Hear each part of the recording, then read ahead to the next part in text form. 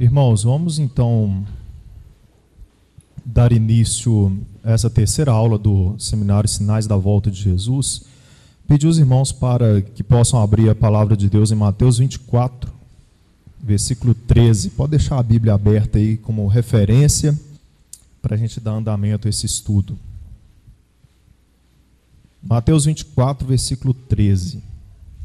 Amém? Todos acharam? Pode deixar a Bíblia aberta aí que daqui a pouco nós vamos ler. Então, irmãos, na aula passada nós vimos aqui todos os sinais pertinentes a esse princípio das dores, que é um período que marca, um período que antecede a grande tribulação, e nós vamos ver que esse período também ele antecede o arrebatamento da igreja, que é o tema da aula de hoje. Eu acredito que vai dar para falar só sobre o arrebatamento. Esse seminário ele era previsto para 3 aulas, mas eu não creio que nós vamos terminar hoje.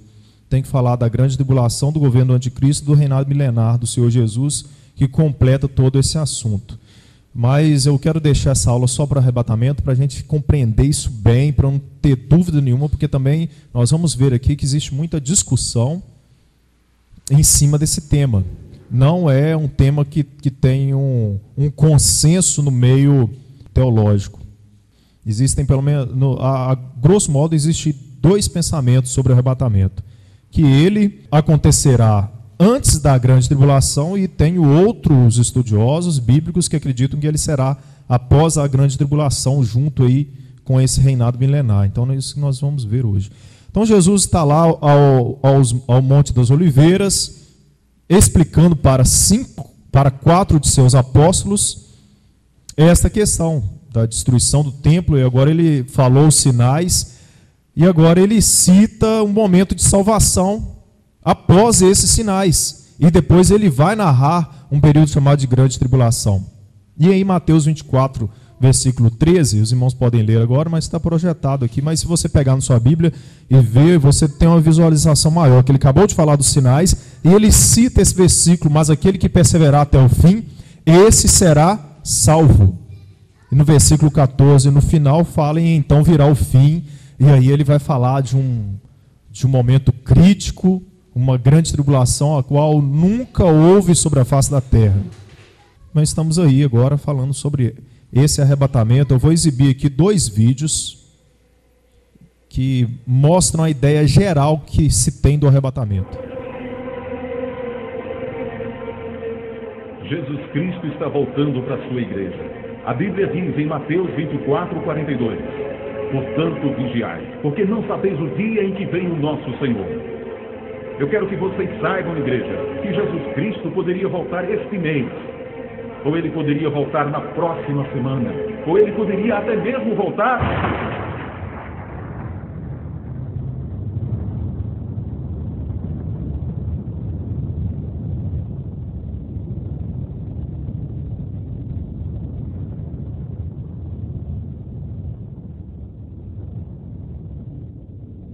porque assim como o relâmpago sai do Oriente e se mostra até no Ocidente, assim há de ser a vinda do Filho do Homem. Você está preparado?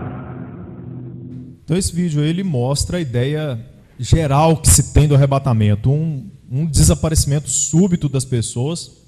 Em algumas ilustrações mostram até a roupinha da pessoa ficando ali do mesmo jeito que a pessoa estava.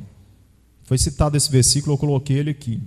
Porque assim como o relâmpago sai do Oriente e se mostra no Ocidente, assim também há de ser a vinda do Filho do Homem. Esse versículo está falando que as pessoas irão desaparecer subitamente? Não. Esse versículo não está falando isso. Esse versículo está comparando o arrebatamento como um momento que irá acontecer rápido e como se fosse no planeta Terra, nenhum momento exato. Ele não está deixando claro isso, então eu coloquei aqui não, esse versículo não está dizendo isso. E é essa questão que nós vamos esclarecer todos os pontos, tudo que é pertinente ao arrebatamento no que diz respeito à Bíblia.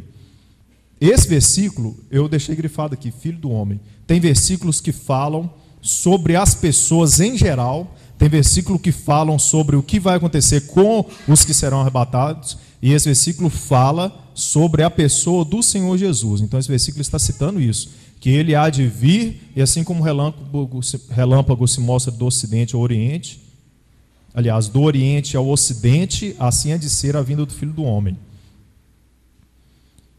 Esse aqui, irmãos, agora é o segundo vídeo. Ele traz mais detalhes, é até um desenho bem ilustrativo que eu resolvi aproveitar para ilustrar essa apresentação.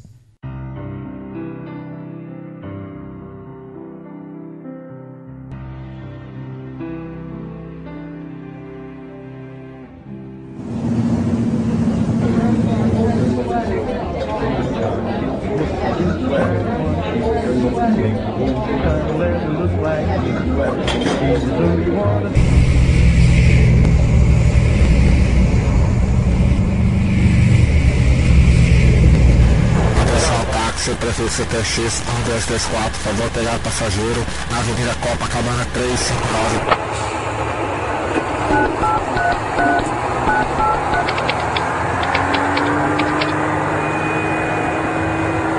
Senhores, de acordo com a evolução gráfica dos nossos investimentos mundiais, devemos estar crescendo neste ano mais de 50%.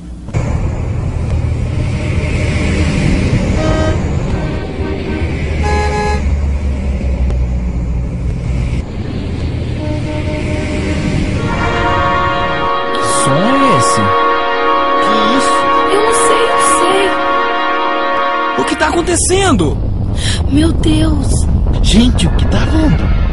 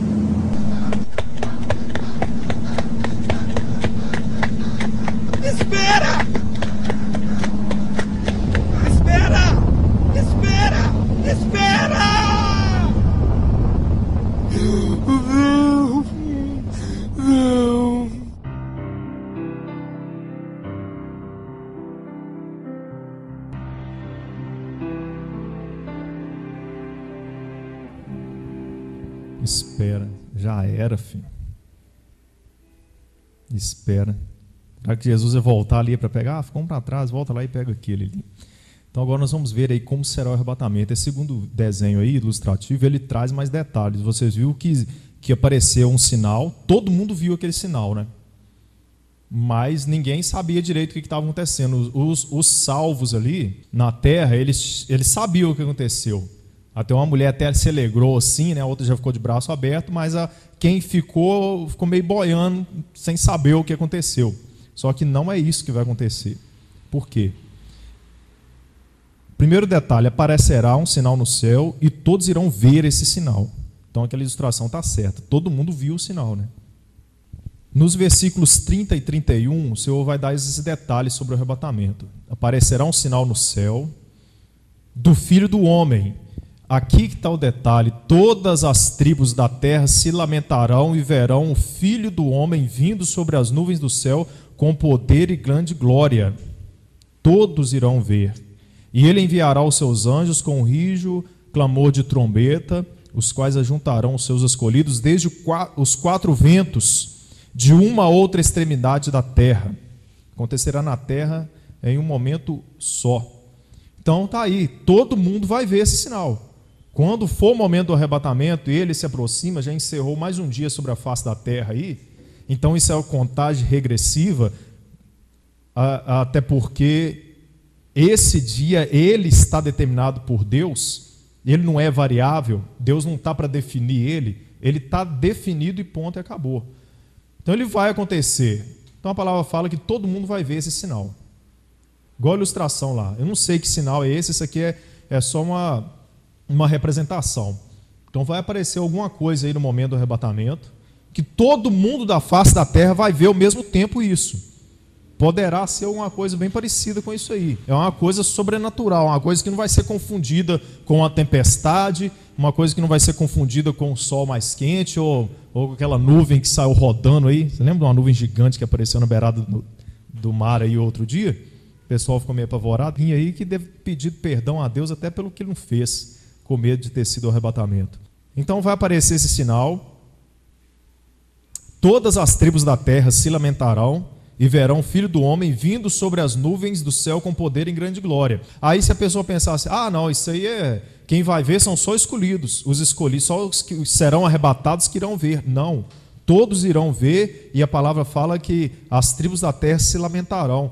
Olha o significado de lamento, substantivo masculino, expressão de pesar, de mágoa, em face a um infortúnio, uma mágoa que foi pego de surpresa, gemido, ai, choro. O camarada vai se lamentar ali porque não vai ter desculpa para ele. Não tem disso, será que foi nave espacial que levou? Não tem desculpa. Ele vai ver Jesus Cristo vir nas nuvens, os anjos descendo e recolhendo os salvos, entrando e desaparecendo nos ares, e acabou. Não tem desculpa para ele falar que não foi, que não era, que não sabia. Todos irão ver. O que nós vimos nessas ilustrações, que as pessoas desaparecem, isso nada mais é que uma falta de interpretação dos textos e até uma mistura das informações, porque quando fala assim como o relâmpago se mostra do Oriente ao Ocidente, aí a pessoa já pensa que vai desaparecer todo mundo. Aí tem um versículo aqui que Paulo fala que nosso corpo será transformado em um piscar de olhos. Aí a pessoa já mistura aquilo com as pessoas desaparecendo. Não está falando que ninguém vai desaparecer. Está falando que as pessoas irão ser transformadas em um piscar de olhos. Entendeu a diferença? Então, no que diz respeito a toda a população mundial, a Bíblia fala que todos irão ver. E muitos irão lamentar por isso. Mas eu não acredito que vai ser demorado, não. Chegar um anjo e tal, o que você está fazendo aqui? Eu vim arrebatar, estou com uma listinha aqui, estou pegando o pessoal, coloca meu nome aí também. Não, vai ser rápido. Eu não acredito que isso vai ser bem rápido.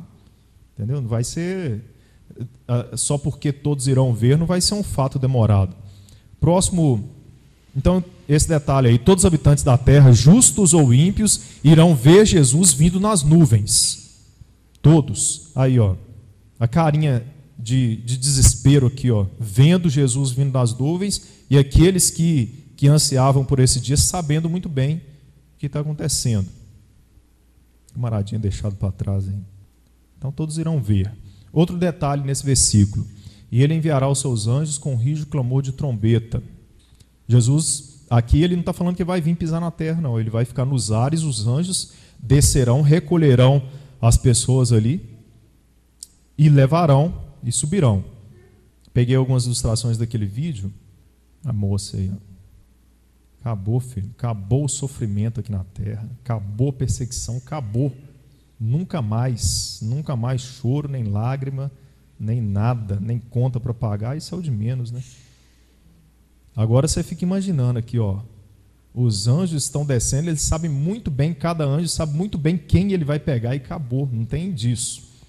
Então Deus, ele tem na sua eternidade lá a contabilidade de todos os habitantes da terra, a lista de todos, a vida de cada um diante dele.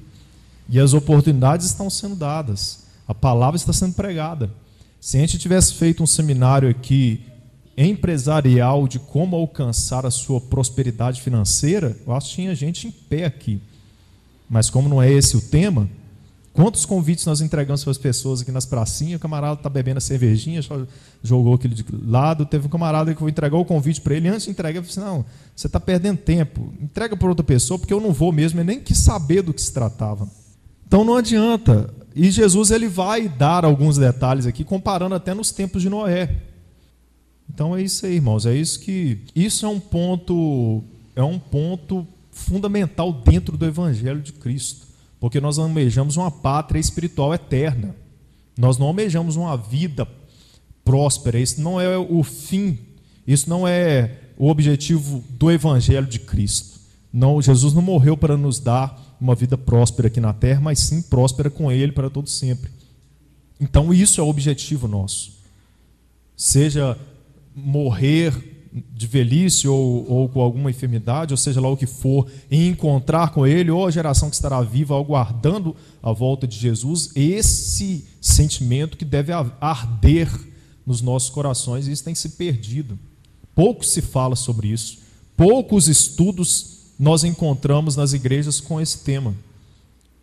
Próximo detalhe aqui, próxima característica: ninguém sabe o dia, mas os que vivem verdadeiramente a palavra estarão atentos aos sinais. E tem igrejas aí que marcam o dia. Tem igreja aí que já marcou umas 3 datas para a volta de Jesus, aí mascou, aí, não, porque nós não conseguimos cumprir o que diz a palavra, então a igreja tem que pagar um preço mais, aí depois marca outro dia, e aquilo masca e por assim vai. Então ninguém sabe o dia. Nós só temos que ficar atento aos sinais, ao que o Senhor Jesus deixou, e a perceber que realmente as coisas estão se cumprindo. Continuando, mas aquele dia e hora ninguém sabe. Então a Bíblia está clara a respeito disso. Nem os anjos do céu, mas unicamente o Pai. Aqui, e como foi nos dias de Noé, assim será também a vinda do Filho do Homem. Porque assim como nos dias anteriores ao dilúvio, comiam, bebiam, casavam, davam-se em casamentos, até o dia em que Noé entrou na arca, e não perceberam, até que veio o dilúvio e levou a todos. Assim será também a vinda do Filho do Homem. Ou seja, a grande maioria da população será pega de surpresa. Será pega de surpresa lá Noé. Noé construindo a arca. Você não acha que a grande maioria das pessoas via Noé construindo aquela arca? 100 anos, né? 100 anos para construir. E aí? Pessoas debochando, rindo dele.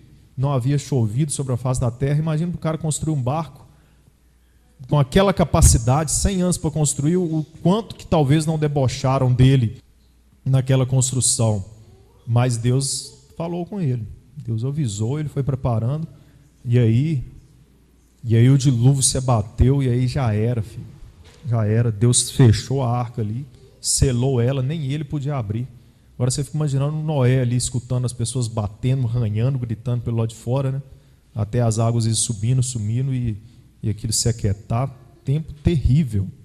Tempo terrível. Agora, se Jesus fala que nenhum sofrimento se pode comparar com esse da grande tribulação, você imagina o que está por vir sobre esse planeta. E aí? Cadê o deboche mais? Cadê a língua torpe para falar de Noé, para falar que é doido, que é maluco? Falar que todas essas pessoas pereceram e foram para o inferno, eu acho isso um pouco exagerado. Porque tempo para se arrepender tiveram, com certeza, né? E Jesus olha o coração. Se ele vê arrependimento, há salvação, né? Por isso que haverá chance de salvação durante a grande tribulação para aqueles que ficaram. Será amarga, será sofrida, mas haverá. Em Apocalipse tem indícios sobre as pessoas sendo salvas nessa grande tribulação, mas o próprio sangue sendo derramado para isso, né? Até que a arca de Noé aí repousou em um lugar firme.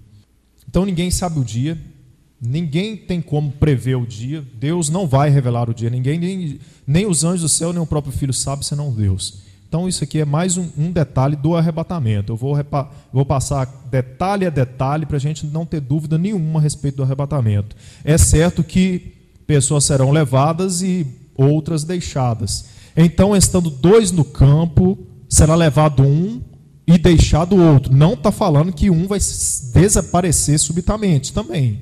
Não está falando. Entendeu? A pessoa já tem a ideia na cabeça formada que muitos vão desaparecer. Quando ele lê isso aqui, ele lê que a pessoa está desaparecendo. Não está falando aqui. Então, estando 2 no campo, um será levado e outro será deixado. Estando 2 moendo o moinho, será levado uma e deixado outra. Vigiai, pois, porque não sabeis a que hora há de vir o vosso Senhor. Mas considerai isso. Se o pai de família soubesse a que vigília da noite havia de vir o ladrão, vigiaria, não deixaria minar a sua casa. Por isso estáis vós apercebidos também, porque o Filho do Homem há de vir a hora em que não pensais. Quando o Senhor fala, isso aqui é uma nota minha, observação minha, quando o Senhor fala em sua palavra para vigiar, quando o Senhor fala em sua palavra para vigiar, não está falando para ficarmos olhando para o céu à procura de sinais. Tem uns crentes meio fanáticos aí que a luz do sol fica amarelada, o cara já liga para mim desesperado, perguntando se isso é sinal do arrebatamento. Hoje o sol não estava meio amarelado, a luz do sol? Lá em Minas mesmo, tem amigo meu que de vez em quando acontece um arco-íris em volta do sol, meio fosco, um ciclo em volta do sol. Aí o camarada já está ligando para mim: ô Deus, tem um ciclo em volta do sol, olha aí, será que isso aí é um sinal? Jesus está para voltar? O cara é fanático. Tem muita gente que fica observando isso o tempo inteiro. Então, não está falando para ficarmos observando esses sinais, ou muito menos ficarmos nos ocupando todo o tempo à procura dos sinais bíblicos da sua vinda. Também não é isso quando o Senhor está falando para vigiar, mas acima de tudo manter vigilância em nossa vida espiritual. É aqui que é o divisor de águas daqueles que subirão e daqueles que ficarão para essa grande tribulação aí.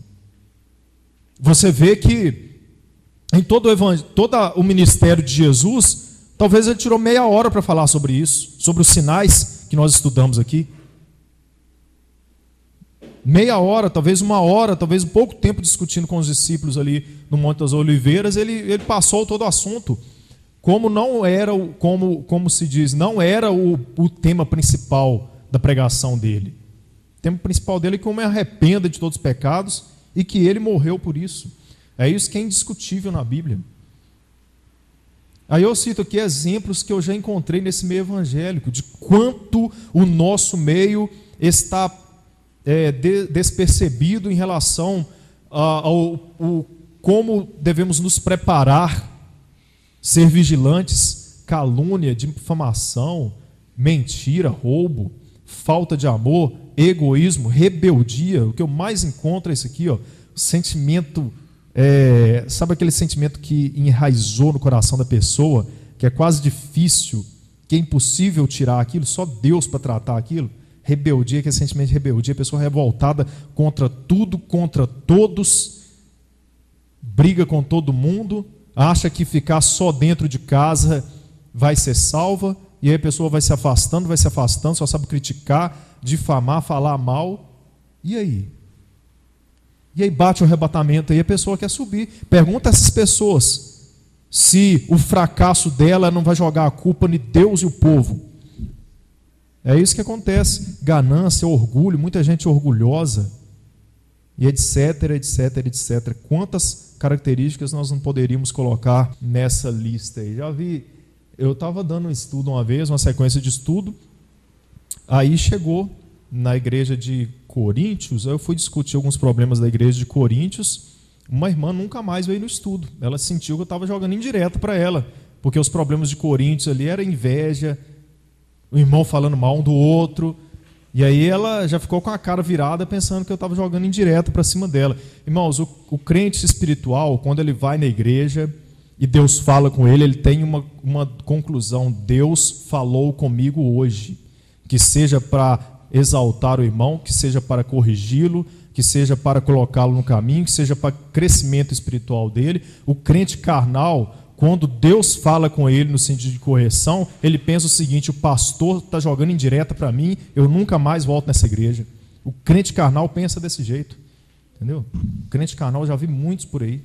O camarada, ele é incapaz de aceitar que Deus está dando a palavra de correção para ele no culto, ele só quer ouvir o que lhe agrada, ele só quer ouvir o que lhe convém, ele só quer que passem a mão na cabeça dele. Se tocar na ferida, vira um bicho. Vira um bicho, sai falando mal de você, sai falando mal dos irmãos, sai igual um furacão. Você viu aquele desenho do Tasco que sai rodando? E leva um monte com ele ainda. Mas, felizmente, é isso, né? Quem vai mover o coração da pessoa é o Espírito Santo. Você só tem que ser templo do Espírito Santo para isso.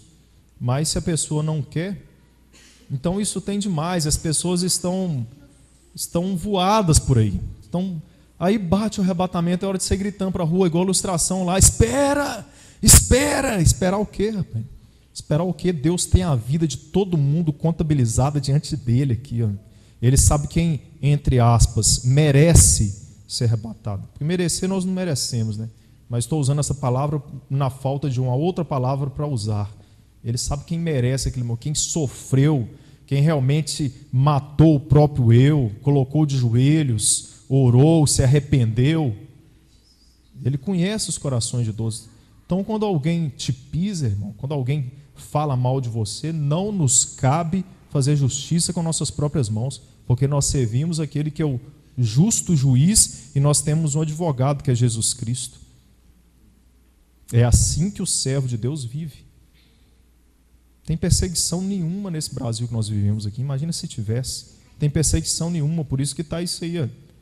Pessoa dentro da igreja, cheia com o coração carregado desses pecados. Pensa que não é pecado, pensa que eu vejo de pessoa falar mal do outro. Uma vez eu estava com um grupo de crentes lá e aí eles começaram a comentar dentro do carro. Lá onde morava lá, tinha um camarada lá, pagava 5 mil reais de aluguel. Como é que pode? Aquele devia estar roubando para pagar 5 mil reais de aluguel. Eu falei assim, peraí, você está supondo que essa pessoa é ladrão só porque ela paga 5 mil reais de aluguel? Tem muita gente que paga 5, 10 mil reais de aluguel e são pessoas honestas.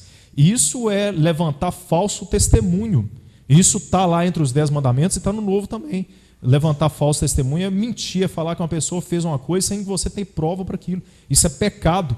E aí? A pessoa fala isso, lá no livro dela diante de Deus é escrito isso. Se a pessoa não arrepender, vai estar escrito lá.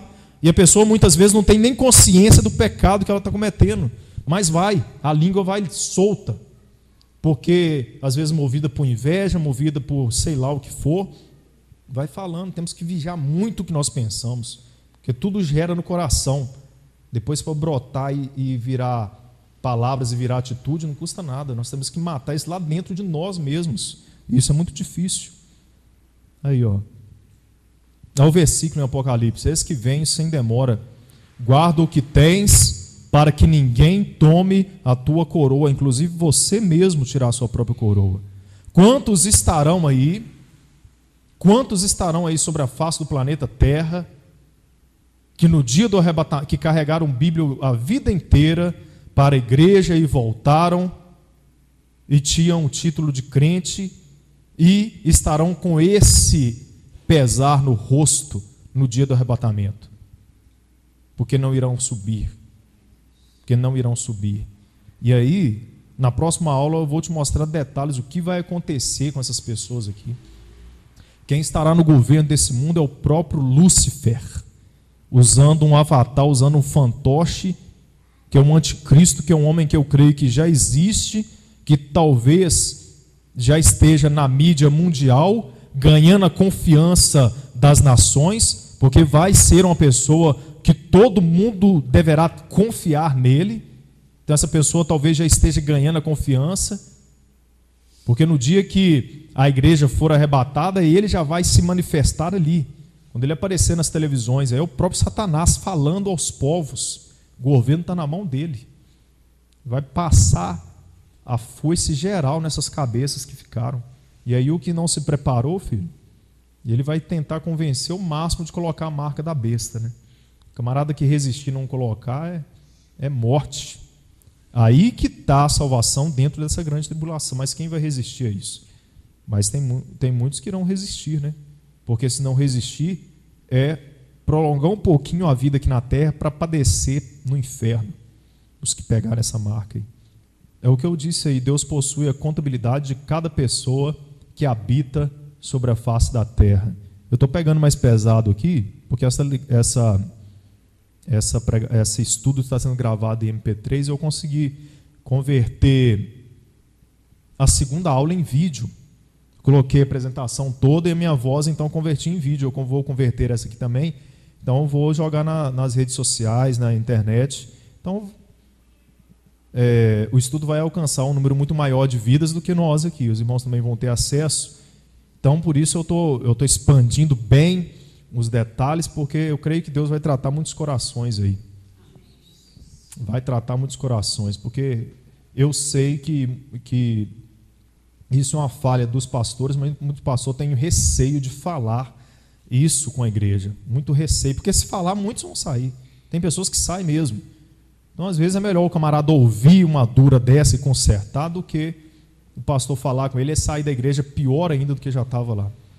Então Deus tem essa compatibilidade de todo mundo aqui, ó. Foi arrebatado, não foi, não adianta chorar não foi, acabou, filho. Entendeu? Então Deus tem tudo. Quando Deus der a ordem, Ele sabe quantos milhões de pessoas vão ser arrebatadas e nenhum fica para trás, dentro da ordem de Deus. Manter vigilância é vigiar quanto ao que falamos, ao que ouvimos, ao que vemos e até ao que pensamos, principalmente, porque toda atitude e palavra pecaminosa é gerada no coração humano. Vigiarmos, sobretudo, ao que pensamos aí. Continuando. Quem é, pois, o servo fiel e prudente? Observe que Jesus está alertando muito mais quanto a esse momento do que quanto aos sinais. Ele está detalhando muito mais quanto a questão de você estar preparado. Quem é, pois, servo fiel e prudente, que o Senhor constituiu sobre a sua casa para lhe dar o sustento a seu tempo? Bem-aventurado aquele servo que o Senhor, quando vier, achar servindo assim. Em verdade vos digo que porá sobre todos os seus bens, mas aquele mau servo disser em seu coração: meu Senhor tarde virá, e começar a espancar os seus conservos, comer e beber com os ébrios é bêbados. Virá o Senhor daquele servo num dia em que ele não espera e hora em que ele também não sabe, e separá-lo-á e destinará a sua parte com os hipócritas. Ali haverá pranto e ranger de dentes. Observe o seguinte: o bom servo que trabalha bem o tempo inteiro é como se ele estivesse esperando a qualquer hora o Senhor dele vir. E o mau servo que não está nem aí, que até pensa em seu coração: o Senhor não vai vir agora não. Ele já está trabalhando para ser um mau servo. Ele já não está nem, ele está despercebido quando é o momento que o Senhor dele virá. Então ele fica o tempo inteiro desapercebido quanto a esse momento. Por isso que ele é um mau servo. Então Jesus compara essas duas situações, né? O bom servo com o mau servo. Então pessoas serão levadas, outras serão deixadas. Mais uma característica: acontecerá em todo o planeta ao mesmo tempo. E aí que está esse versículo: porque assim como o relâmpago sai do Oriente e se mostra no Ocidente, assim será também a vinda do Filho do Homem. Mais um detalhe do arrebatamento: os mortos ressuscitarão e nós seremos transformados em uma fração de segundo.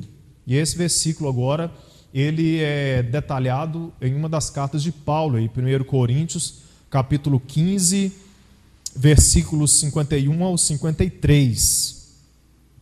Eis que vos digo um mistério: na verdade nem todos dormiremos, mas todos seremos transformados no momento, no abrir e fechar de olhos, ante a última trombeta, porque a trombeta soará e os mortos ressuscitarão incorruptíveis, e nós seremos transformados, porque convém que isto que é corruptível se revista de incorruptibilidade, e isto que é mortal se revista de imortalidade. Isso aqui é em relação do nosso corpo humano, que ele é corruptível e mortal, ou seja, nós envelhecemos, o corpo humano vai se degradando e ele morre. Então Paulo está falando que nesse momento do arrebatamento, no abrir e fechar de olhos, esse corpo vai ser transformado, um corpo glorificado, um corpo glorioso, como o dos anjos, e os mortos ressuscitarão primeiro, e aí essa turma sobe. É isso que ele está falando. Aí aqui também há uma confusão, que reforça mais aquela ideia que eu falei das pessoas desaparecendo, porque Paulo, ele está falando isso aqui, ó: todos nós seremos transformados no abrir e fechar de olhos, ok? Ele não está falando que as pessoas irão desaparecer da face da terra no abrir e fechar de olhos. Então está aqui todas as características que nós temos do arrebatamento. Aparecerá um sinal no céu, que todos irão ver. Todos os habitantes da terra, justos ou ímpios, verão Jesus vindo nas nuvens. Ninguém sabe o dia, mas os que vivem verdadeiramente a palavra estarão atentos aos sinais. É certo que pessoas serão levadas e outras deixadas. Acontecerá em todo o planeta Terra ao mesmo tempo. Os mortos ressuscitarão e nós seremos transformados em uma fração de segundo. Todas as características que nós podemos ter no que diz respeito à palavra sobre o arrebatamento são essas. Então a palavra não está falando de que pessoas irão desaparecer. Os versículos que dá essa ideia são esses aí. Porque assim como o relâmpago sai do Oriente e se mostra no Ocidente, assim também será a vinda do Filho do Homem. O outro versículo, no momento no abrir e fechar de olhos, seremos transformados. E esse versículo aqui é o fundamental sobre essa questão. Aparecerá um sinal no céu do Filho do Homem, todas as tribos da terra, elas irão lamentar e verão o Filho do Homem vindo sobre as nuvens do céu, com poder e grande glória. Depois nós, os que ficarmos vivos, 1 Tessalonicenses 4,17 também tem mais um detalhe. Depois nós, os que ficarmos vivos, seremos arrebatados juntamente com eles nas nuvens, a encontrar com o Senhor nos ares, e assim estaremos para sempre com o Senhor. Então existe mais esse detalhe aí em uma das cartas de Paulo, segundo aos Tessalonicenses, onde o arrebatamento ele é citado. Então o momento do arrebatamento ele é inquestionável na Bíblia. Acontecerá um arrebatamento, isso é inquestionável. O que se discute, digamos, dentro de alguns teólogos, se discute que não há consenso, é que muitos acreditam que ele será antes a tribulação e outros acreditam que ele será pós a grande tribulação, que a igreja inteira passará pela grande tribulação para se opor ao anticristo. Eu não vejo dessa forma, então está aqui. O arrebatamento, ao que eu entendo, ao que está claro para mim, no que diz respeito à Bíblia, é que ele acontecerá aí antecedendo a grande tribulação e no final desse período chamado princípio das dores. E a palavra também eu não coloquei aqui, estará na próxima aula, que esse anticristo, o filho da perdição, ele já estará manifesto no mundo quando o arrebatamento acontecer. Ele já estará presente, ou seja, ele já estará sendo conhecido com poder nas mãos, não com todo o poder. Eu não creio que ele estará com todo o poder governando sobre o mundo, mas ele já estará presente. E logo após isso acontecerá o arrebatamento. Então, existem outros estudiosos que acreditam que será aqui. Após a grande tribulação, que a igreja vai resistir a esse governo, que eu acho muito improvável, e de alguma forma será junto lá com o reinado milenar do Senhor Jesus, com a da segunda vinda. Agora irmãos, cabe alguns questionamentos aqui. Haverá um arrebatamento, isso é inquestionável. Agora o que eu questiono é sobre essa possibilidade do arrebatamento acontecer pós-grande tribulação, porque quando os irmãos comentarem com uma ou outra pessoa sobre isso, inevitavelmente vocês irão encontrar um irmão de uma igreja, de outra, que vai falar, não, na nossa igreja mostrou o estudo lá, na Bíblia diz que será depois, a igreja toda vai passar pela grande tribulação.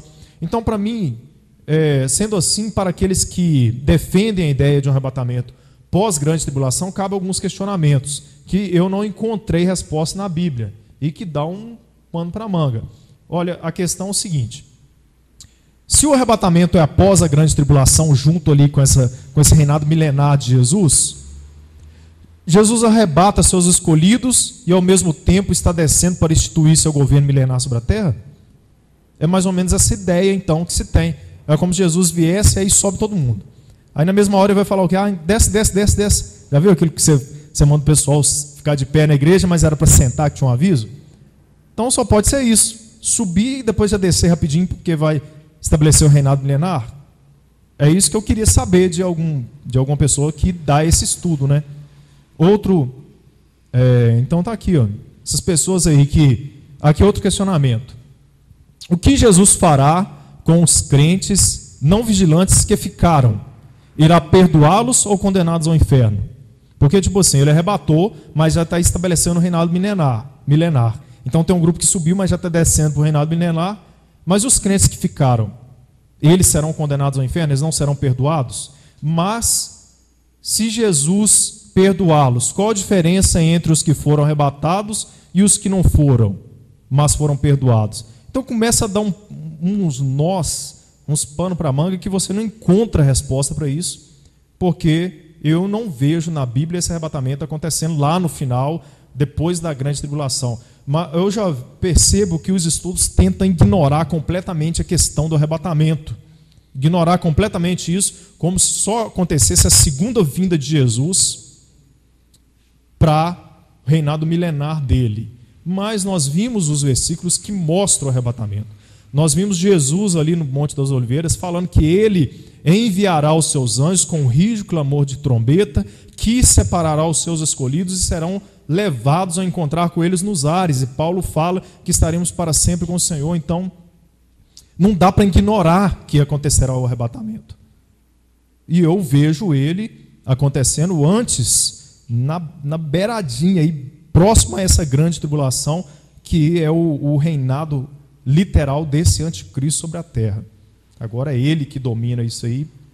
Acabou. Deus deu o poder a ele.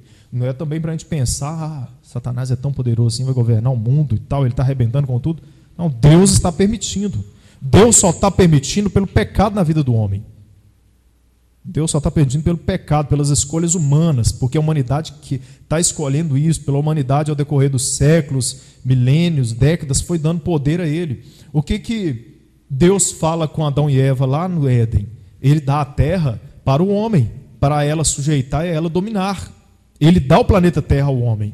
O que vai acontecer quando Jesus está sendo tentado após ser batizado ali no deserto, após ser batizado e ir para o deserto? Satanás aparece para ele e tenta ele 3 vezes. Na última ele fala para Jesus, se Jesus dobrar os joelhos e adorá-lo, ele fala: eu te darei todos os reinos da terra, porque a mim me foi entregue.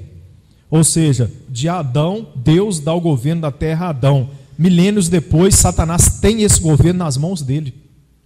O homem foi entregando esse governo nas mãos dele. Por ganância, por sede de poder. Você vê aí a política. Você vê a política desse Brasil que está virando. Você vê quantos aí não devem se curvar perante demônios aí para ter poder em suas mãos. É isso que está acontecendo. E esse governo do anticristo, que eu vou falar aqui, ele vai se estabelecer baseado em leis. Não é assim de uma hora para outra, de supetão, aparece um anticristo dominando. Ele depende de pessoas, de líderes nas nações, para irem aprovando leis, para que ele possa governar. Porque o mundo ele é governado hoje a poder de leis. A democracia mostrou que venceu o comunismo e outros meios de poder. E essa democracia é sobretudo sobre leis que as próprias populações votam. Então no Brasil existe um pacote de leis no Congresso aí que está sendo aprovado. Está sendo aprovado uma lei, outra sendo aprovada. E aí quando ele estabeleceu o reinado dele, essa nação nossa aí já também estará de joelhos perante ele, infelizmente, né? Então, irmãos, eu vejo o arrebatamento acontecendo aqui. Antes tribulação. Para mim os textos bíblicos está mais do que claro que esse arrebatamento acontecerá aqui nesse momento. E eu faço uma comparação aqui a essa visão dos cestos de figo que Jeremias teve. Vocês lembram que eu citei isso? Lá em Jeremias 10, foi Jeremias 24. Essa visão que Jeremias tem de 2 cestos de figo, um cesto de figo com figos bons e outro com figos maus. E o próprio Deus dando o discernimento da revelação, da visão. Falando: Jeremias, o que você está vendo? Eu vejo 2 cestos de figos, um com figos bons e outros com figos maus, não dá para comer. Aí, você está vendo isso mesmo, Jeremias. Então eu te falo, os figos bons são os meus servos que me servem verdadeiramente. Eles serão poupados, irão para a Babilônia, mas digamos que aquilo vai ser bênção, eles serão preservados ali na Babilônia. Mas os figos maus serão exterminados, eles serão punidos porque não fizeram a minha vontade. Sendo assim, eu coloquei essa observação: assim como a visão do cesto de figo, o Senhor mostra a Jeremias que preservaria uma parte do seu povo, que é Israel, e castigaria outra parte lá no tempo de Jeremias. No fim dos tempos, a mesma situação se descreve com o seu povo, que agora é a igreja. Parte dela, ou seja, os fiéis, serão preservados no arrebatamento, e parte dela, ou seja, os que não foram fiéis, será castigada pela grande tribulação. E note que 3 palavras aparecem aí em Jeremias, no último versículo, que tem o mesmo peso para a grande tribulação aqui, ó.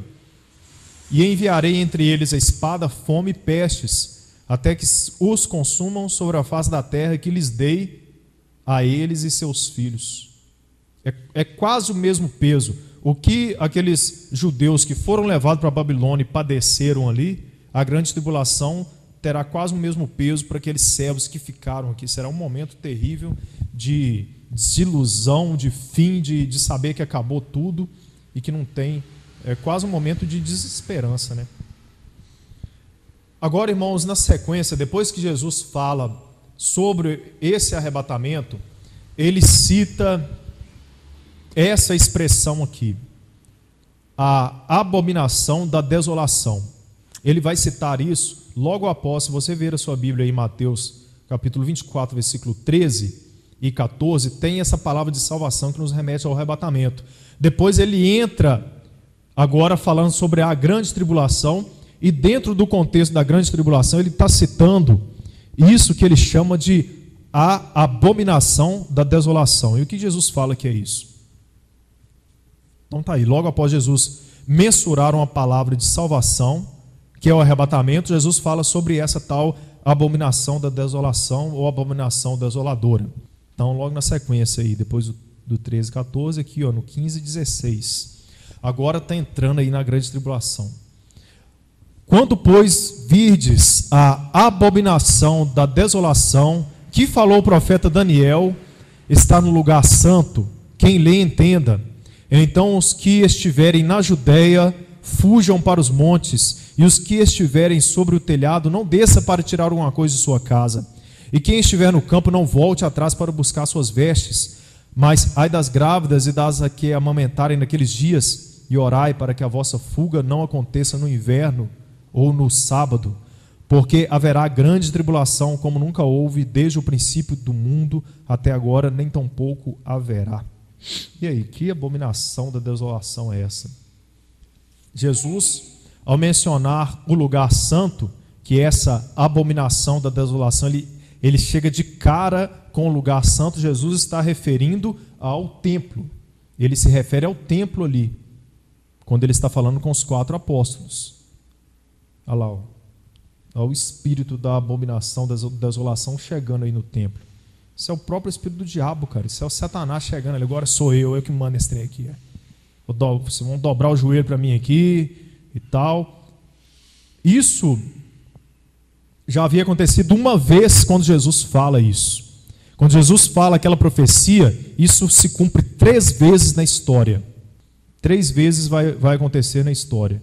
Eu deixei aqui para a próxima aula, mas eu acho que eu posso falar essa abominação da desolação aqui. Deixa eu falar aqui, irmãos. Então aqui, ó, no livro de Daniel, eu vou adiantar, na próxima aula eu entro mais detalhes sobre isso. No livro, ele fala, quem lê Daniel entenda. Ele não fala isso? Quando vides a abominação da desolação chegar no lugar santo, quem lê Daniel entenda. Aí ele fala, sai fora, porque a coisa vai pegar feio aqui. Isso já tinha acontecido lá em Daniel. Daniel, ele falou 3 vezes disso. Ele deu uma profecia que o templo ele iria ruir. E isso aconteceu nos tempos de Daniel, anos depois de Daniel. Isso aconteceu também no ano 70 ali com Jesus, que o Império Romano chega e destrói o templo. Aquilo é o próprio espírito de Satanás agindo, destruindo o templo ali. Ok? Então aconteceu uma vez nos tempos de Daniel, aconteceu ali após Jesus falar aquilo, e essa profecia que Jesus falou, ela se cumpriria, ela vai se cumprir dentro desse período da grande tribulação, quando Satanás ele tomar o governo da terra, nesse fantoche que é o anticristo, e conseguir paz no Oriente Médio ao ponto do templo ser reconstruído, que será o 3º templo, porque ele vai reconstruir esse templo com o intuito de ser adorado ali. Ele vai conseguir isso. Hoje já está tudo preparado para a construção do 3º templo dentro de Israel. Existe o Instituto do Templo. Eu não coloquei fotos aqui, mas todos os artefatos do templo em ouro já estão construídos, em ouro maciço e polido, já estão construídos. Israel já tem rebanhos de ovelhas para voltar os sacrifícios, os levitas já estão sendo treinados, sacerdotes já estão sendo treinados, tudo está sendo preparado para a reconstrução desse terceiro templo. O problema é que onde é o lugar do templo existe uma mesquita muçulmana, uma mesquita, que é o Domo da Rocha. Então, se Israel destruir aquilo, inicia quase uma terceira guerra mundial.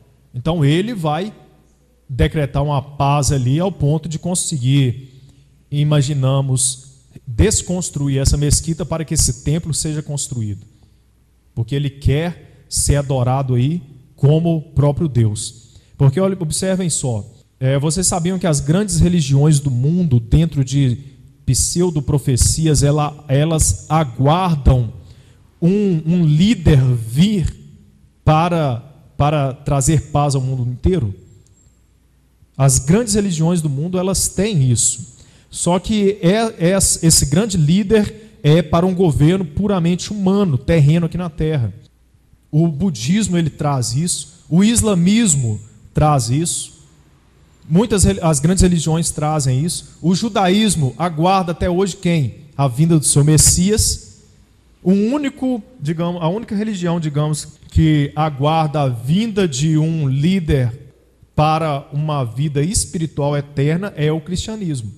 É a única que tem como seu ponto máximo isso. As demais é tudo um líder mundial para trazer paz a essa terra aqui. Ou seja, quem que você acha que construiu essa ideia ao decorrer dos séculos nessas religiões? É o próprio anticristo, o próprio Satanás que fez isso. Ele preparou o terreno inteiro. O bicho é inteligente. Você imagina que ele conseguiu convencer 1/3 dos anjos a se voltarem contra Deus na eternidade. Imagina o arraso que ele não faz aqui com o ser humano.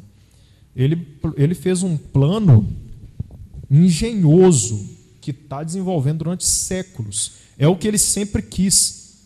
Ele já estava à beira de conseguir isso após o dilúvio, como Nimrod estava construindo uma torre que toda a população mundial estava no mesmo ideal. Ele já estava caminhando para fazer isso. O que Deus faz?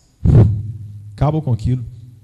Confunde a língua de todo mundo, aí a humanidade se espalha sobre a terra, começa a brigar um com o outro. Aí agora, milênios depois, que Satanás está conseguindo colocar esse plano dele para funcionar. Mas o fim dele também já está decretado dentro disso tudo, né? Ele só está fazendo tudo que está dentro da permissão de Deus, respaldado já no pecado sobre a vida do homem, no homem escolhendo sempre o lado mal, escolhendo o que é perverso, escolhendo o que é bom só para si mesmo e pouco importando com os outros. Então é por isso que ele vai assumir esse reinado aí. Mas se essa igreja de hoje fosse diferente, eu acho que a história poderia ter sido diferente. Ela poderia ter sido diferente. Eu não acho que Deus quis e determinou que seria assim, ponto final, não. Porque a história humana correu. Deus agiu e moveu as coisas em prol de um homem que estava caminhando para o pecado, para a destruição própria e por aí vai. Então Daniel ele vai citar esses três, ele cita 3 vezes essa abominação da desolação, que está aí Daniel 9, versículo 27. Ele cita também, depois os irmãos poderão ler em casa, ele cita também Daniel 11, versículo 31, que é essa referência aí ao ano 70, e Daniel 12, versículo 11. E desde o tempo em que foi o sacrifício contínuo tirado e posto da abominação desoladora, haverá 1290 dias, que equivale a 3 anos e meio.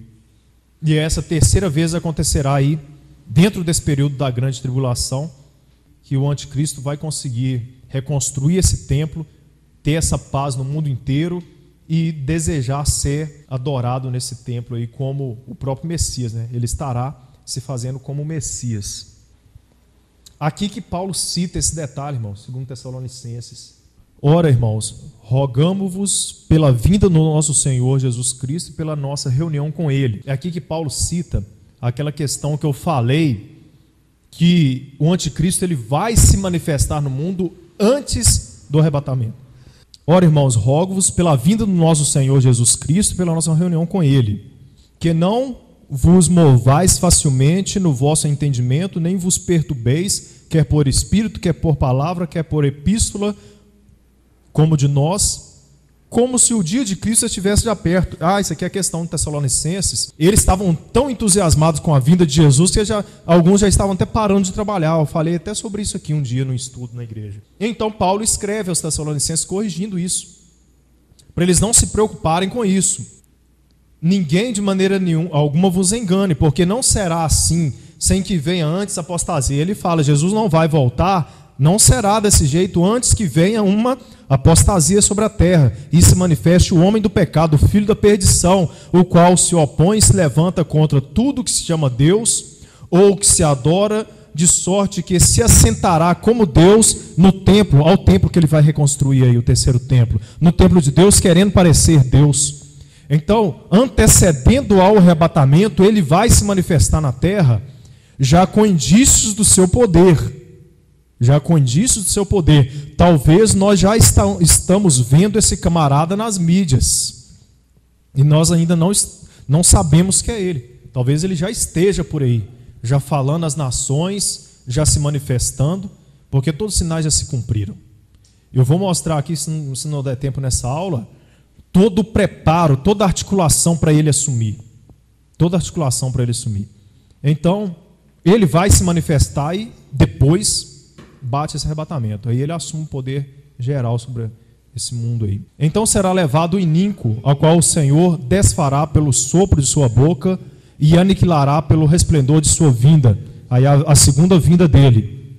A essa cuja vinda é segundo a eficácia de Satanás, com todo poder, sinais, prodígios e mentiras. Então ele fala que esse filho da perdição, que assentará nesse templo, querendo parecer ser Deus, ele vem segundo a eficácia de Satanás, que vem com todo poder, sinais, prodígios e mentiras. Apocalipse vai detalhar bem, sobretudo em Apocalipse capítulo 13, fala sobre as duas bestas, o poder que essas bestas terão, poder até, digamos, miraculoso, de operar sinais e maravilhas, fazer descer fogo do céu, convencendo as nações. Então, irmãos, eu vou detalhar essa questão aqui na próxima aula. Eu vou entrar na próxima aula sobre esse preparo do governo, sobre todo o preparo do governo do anticristo, tudo que ele desenvolveu dentro de dois pilares, que é o governo político e o governo financeiro. O que ele arquitetou durante séculos aí, para levantar esse governo mundial para dominar a terra. Deixa eu ver aqui, na próxima aula eu vou falar sobre isso aqui. Essa marca da besta, que vai ser colocado aí, que ninguém vai poder governar, ninguém vai poder comprar, nem vender, se não tiver essa marca. O que mais aproxima disso hoje? Esse tal de biochip, que está virando, fica até meio fantasioso se acreditar nisso. Mas semana passada eu vi isso aqui, semana passada, ao mês passado. Isso aqui foi uma reportagem na revista Veja, a data aqui. Dia 16/8 de 2014. 16/8, mês passado. Olha o que saiu na Veja digital, não sei se saiu na revista escrita. Biochip, você ainda vai usar um. Ele está vindo com a ideia na saúde, né? Me parece já tem uma lei nos Estados Unidos aí que todo plano de saúde, a pessoa só vai ser recebida em hospitais se tiver o biochip, porque já tem todo o perfil da saúde da pessoa. Para incrementar isso para um sistema financeiro, pouco custa, porque a marca da besta, ela diz respeito a comprar e vender. Ninguém vai conseguir viver fora desse sistema, né? Olha o que está acontecendo aí, rastros químicos. Está acontecendo para todo lado do mundo, esses rastros químicos. Vou falar um pouco disso aí. Essa tal da nova ordem mundial, que eles querem dar uma ideia que é uma teoria da conspiração. Mas se é teoria da conspiração, porque na nota de dólar está escrito em latim, nova ordem mundial, nova ordem do século. Eu trouxe até a nota de dólar aqui. Tem algumas notas de dólar classificadas que eu tenho um estudo daquele livro O Segredo de Patmos, que é especificamente sobre o governo do anticristo. Aí eu levo algumas notas, está escrito aqui, em latim. A primeira vez que foi publicada a expressão nova ordem mundial foi na nota de $1. Está escrito aqui, nova ordem mundial, e tem um conjunto de letras aqui que remete a a anticristo. Não está escrito anticristo, mas dá-se a entender que é isso. Então, a coisa está ficando crítica. A coisa está sendo lapidada para isso, né? Vou ver aqui. Então é isso. Na próxima aula eu vou falar sobre esses temas aí, sobre isso aqui, ó, sobre a grande tribulação, que ela vai acontecer mediante esse governo do anticristo. Como que vai acontecer? Os 3 anos e meio, depois os 3 anos e meio, e por fim, o reinado milenar do Senhor Jesus, colocando fim a todo o governo de Satanás na terra e estabelecendo esse governo eterno e duradouro dele aí. Amém, irmãos? Amém? Compreenderam tudo? Existe essa indagação sobre essa questão do arrebatamento antes e depois, que eu não vejo a possibilidade dele ser depois. Complica o meio de campo todo se ele acontece depois, né? Amém? Vamos ficar de pé, vamos orar. Vamos colocar nossa vida mais uma vez no altar de Deus, para que Ele possa nos sustentar, né? Amém?